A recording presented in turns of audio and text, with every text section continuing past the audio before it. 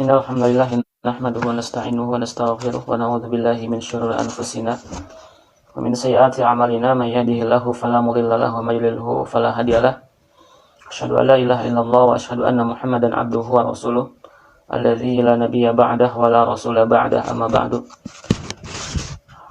Ikhwatul iman rahimakumullah, dengan kudrah iradah dan inayah dari Allah Subhanahu wa taala, pada kesempatan hari ini kita bisa melaksanakan tatap muka walaupun di udara dalam rangka kita membongkar atau membahas berkaitan dengan salah satu buku karya dari ulama kita, yaitu Al-Ustadz Kiai Haji Aceng Zakaria rahimahullah. Semoga Allah mengampuninya dan semoga Allah memberikan tempat yang terbaik di sisinya. Insyaallah pada hari ini kita akan masuk kepada bab pertama, yaitu hukum tolab ilmu. Al-Ustadz berkata, tolab ilmu itu hukumnya wajib. Dalam artian, jika seorang tidak tolab ilmu, maka ia akan mendapatkan siksaan di hari akhir nanti. Wajib itu sebagaimana sudah kita ketahui bahwa dia mempunyai definisi mayuthabu ala fi'lihi wa yu'aqabu ala tarkihi. Mayuthabu ala fi'lihi, apa-apa yang diberi balasan, diberi pahala bagi yang melaksanakannya, bagi yang melakukannya. Wa yu'aqabu ala tarkihi, dan diberi siksaan, diberi iqab bagi orang yang meninggalkannya. Jadi ketika seorang dia melaksanakan tolabul ilmi, maka dia akan mendapatkan pahala yang luar biasa besarnya. Malahan keutamaan itu lebih besar. Apalagi kalau misalnya dia melaksanakan tolabul ilmi itu secara langsung, ya, secara talaki kepada gurunya, kepada ustadznya atau kepada kiainya. Berbeda hanya ketika kita melaksanakan tolabul ilmi ini di media sosial, walaupun ada keutamaan, namun tidak sebesar keutamaan ketika kita talaki kepada guru-guru kita. Dan ketika seorang itu meninggalkannya, wa yu'aqabu ala tarkihi, maka dia akan mendapatkan siksaan.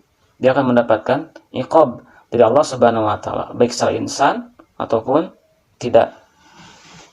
Namun yang jelas bahwa Allah Subhanahu wa taala itu akan memberikan siksaan baginya nanti di hari akhir, sebagaimana yang dikatakan oleh penulis buku ini. Sebelum melanjutkan, saya lupa tadi, ya, yang kita kaji pada kesempatan hari ini adalah salah satu buku karangan beliau, yaitu Zadul Muta'alim, bekal untuk para santri dan pelajar. Atau dalam kata lain, bahwa wajib itu adalah tolabul fi'li tolaban jaziman, yaitu tuntutan untuk mengerjakan dengan tuntutan yang tegas, ya. Kalau misalnya tolaban ghairu jazimin, itu melahirkan hukum sunat, ya.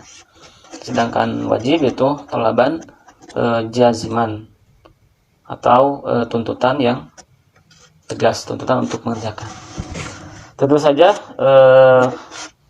ketika beliau membuat kesimpulan bahwa hukum tolabul ilmi ini adalah wajib, itu tidak semata-mata, namun tentunya beliau mempunyai dasar, yaitu dalam Al-Quran, sebagaimana yang dinyatakan dalam Al-Quran, a'udzubillahi minasyaitonir rajim, walaqad dzara'na li jahannama katsiran minal jinni wal ins.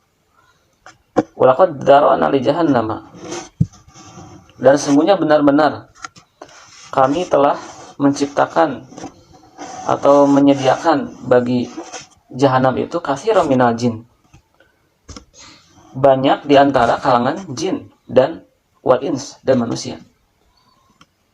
Ikhwatul iman rahimakumullah, di sini kita akan mendapati di awal kalimat, di awal ayat tersebut menggunakan laqad, ya.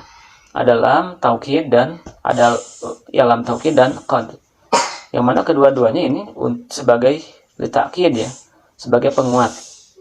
Yang mana dalam satu kalimat atau dalam satu jumlah, dalam satu ayat itu menggunakan lebih dari satu taukid, itu menunjukkan bahwa yang diajak bicaranya itu mereka itu menolak, ya, tidak percaya terhadap apa yang disampaikan. Di antaranya adalah hal ini berkaitan dengan hal gaib, ya.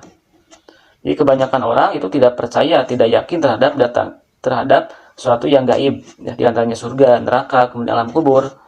Alasannya kenapa? Alasannya karena belum ada orang yang memberikan orang yang hidup kembali dan menceritakannya kepada manusia yang lain, atau dia belum pernah merasakannya. Padahal hadirin ikhwatul iman rahimakumullah, ketika seorang itu ingin yakin atau percaya terhadap sesuatu yang belum dia alami, tidak harus dia mengalaminya. Sebagai contoh misalnya, seorang itu tidak harus dia merasakan bagaimana sakitnya jatuh dari pohon kelapa, ya. Ketika ada yang berbicara atau yang mengatakan kepadanya bahwa jatuh dari pohon kelapa itu rasanya sakit, maka dia pasti langsung percaya. Dia tidak harus naik, saya tidak percaya, saya mau merasakan sendiri, tidak, ya. Ketika ada yang berkata sakit, maka dia akan percaya. Padahal yang namanya manusia itu, dia ada kalanya berbohong, ada kalanya keliru, tapi kita percaya begitu saja. Sedangkan Allah Subhanahu wa Ta'ala yang maha jujur, yang maha terpercaya, yang tidak pernah berdosa, itu kenapa banyak orang yang tidak percaya pada manusia? Sebagaimana dikatakan oleh Rasulullah SAW, itu makanul khata' wa nisyan, tempatnya salah dan lupa. Nah, jadi Allah Subhanahu wa Ta'ala menyediakan bagi jahanam itu kebanyakan di antara golongan jin dan manusia. Kenapa mereka dimasukkan ke dalam neraka jahanam? Lahum qulubun la yafqahuna biha. Mereka diberi hati, ya, tapi mereka tidak memahami tidak memahami, ya, tidak mengambil pelajaran dari apa yang dia dapatkan, baik itu yang terdapat dalam Al-Quran, terdapat dalam Al-Hadis, gitunya, atau yang sifatnya kauniyah, kejadian-kejadian yang terdapat di sekitarnya, yang mana itu sebuah atau merupakan tanda-tanda kekuasaan Allah Subhanahu wa Ta'ala. Yang mana tanda-tanda kekuasaan Allah itu tidak hanya terdapat dalam Al-Quran saja, tidak terdapat dalam Al-Hadis saja, tapi ketika dia melihat sesuatu kejadian, itu diantara tanda-tanda kekuasaan Allah juga. Seperti misalnya adanya gunung meletus, itu tanda-tanda kekuasaan Allah juga. Kemudian adanya longsor, itu tanda-tanda kekuasaan Allah juga. Kemudian bencana-bencana atau kejadian-kejadian yang lainnya, itu ada tanda-tanda kekuasaan Allah Subhanahu wa Ta'ala juga, yang mana itu diantara peringatan baginya. Atau misalnya sesuatu yang kecil-kecil, misal dia melihat atau lewat ke kuburan misalnya, yang mana di sana dulunya adalah orang-orang yang seperti dirinya masih sehat, masih bugar, tapi mereka dikubur juga, mereka meninggal juga. Atau misalnya mereka melihat, baik itu secara langsung ataupun tidak, orang yang kecelakaan misalnya, ya, ada yang tertimbun dengan bebatuan misalnya.